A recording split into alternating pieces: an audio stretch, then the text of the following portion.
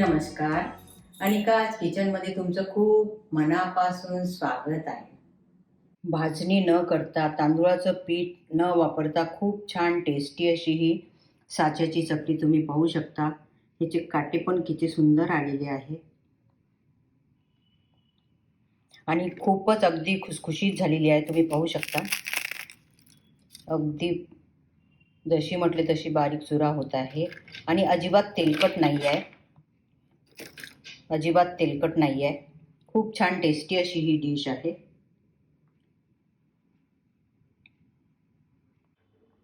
एक कप ज्वारीचं पीठ घेतलेलं आहे आणि 1/4 कप बेसन घेतलेलं आहे. 1/4 कप मैदा घेतला आहे. मैदा याच्यामध्ये घालून घ्यायचा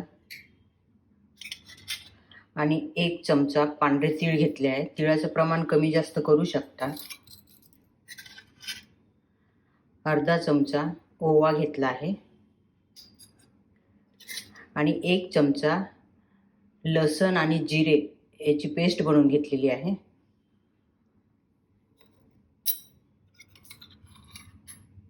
आणि 1 चमचा धना पावडर,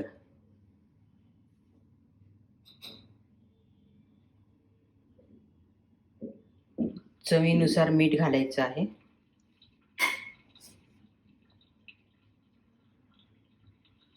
आणि अर्धा चमचा तिखट. तिखट सुद्धा तुमच्या चवीनुसार कमी जास्त तिखट करू शकता. हे सर्व आपण मिक्स करून घ्यायचं आहे.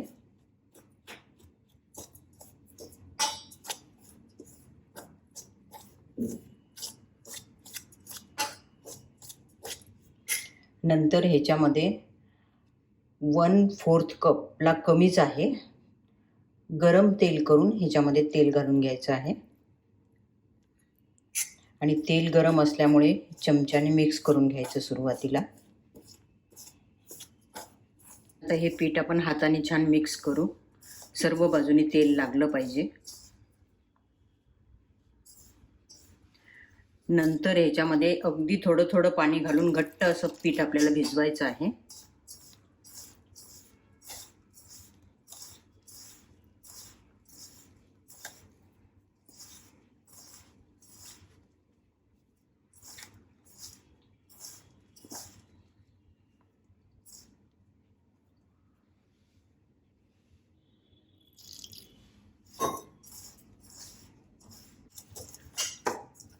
असं हे पीठ आपलं भिजून झालेलं आहे.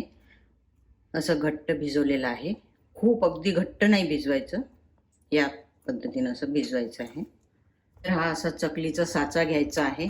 त्याची खालची प्लेट काढायची आणि ह्याच्यामध्ये हे अशी चकलीची प्लेट राहते ती प्लेट लावायची आहे. हे खालच्या बाजूला आपण अशी लावून घ्यायची. नंतर ह्याच्यामधलं आपण थोडंसं पीठ काढून घ्यायचं आहे.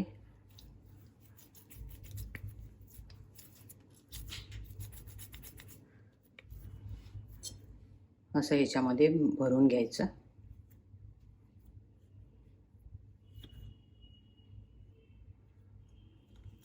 जेवढं मावेल तेवढं भरून घ्यायचं आहे.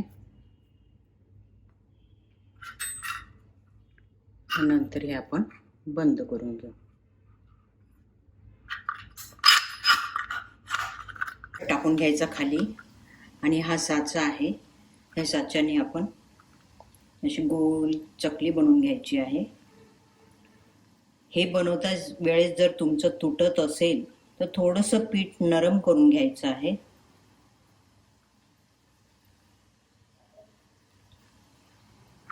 अशी चकली बनवून घ्यायची आहे.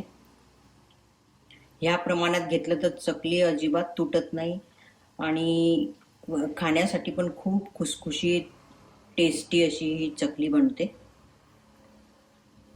अशा सर्व चकल्या आपण बनवून घ्यायच्या आहे. कढई ठेवली आहे आणि त्याच्यामध्ये तेल घातलेलं आहे आणि त्या तेलामध्ये आपण ही चकली टाकून घ्यायची.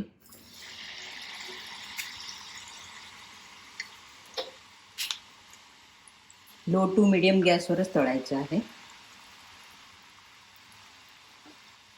आता याला आपण पलटून घेऊ. चांगल्या गुलाबी रंगावर येईपर्यंत आपल्याला तळून घ्यायचं आहे. छान कलर आला आहे, तुम्ही पाहू शकता. मस्त असा गुलाबी रंग आला आहे.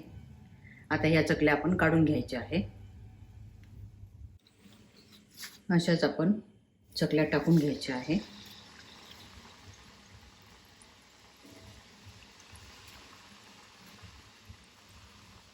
त्याचं पीठ न वापरता खूप छान अशा ह्या टेस्टी चकल्या, आणि भाजणीची सुद्धा गरज नाही आहे. खूप छान खुसखुशीत होतात ह्या चकल्या.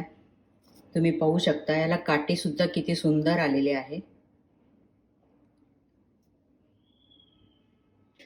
खूप छान टेस्टी अशी याची चव असते. आणि तुम्हाला जर ही माझी रेसिपी आवडली तर जरूर लाईक, शेअर, सबस्क्राईब करा. आणि सबस्क्राईब केल्यानंतर समोर बेल आयकॉन आहे ते दाबा, म्हणजे माझी नवीन रेसिपी अपलोड झाल्यानंतर तुम्हाला लगेचच नोटिफिकेशन मिळेल. अशी ही टेस्टी चकली वेळात वेळ काढून माझा व्हिडिओ बघितल्याबद्दल धन्यवाद.